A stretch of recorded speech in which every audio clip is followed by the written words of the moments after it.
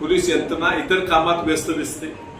शक्तीपीठाच्या जमिनीच्या अधिग्रहणाच्या कामामध्ये 2 DYSP खानापूर तालुक्यातल्या भाग्यनगर आणि नागेवाडी गावात पहाटे 4 वाजता उपस्थित राहतात आणि पोलिसांचा फौजफाटा वापरून त्या शेतकऱ्यांच्या जमिनी मोजणी करून फुकटात घ्यायचा डाव शासन या ठिकाणी आणते आणि ह्याला पोलीस यंत्रणा वापरली जाते.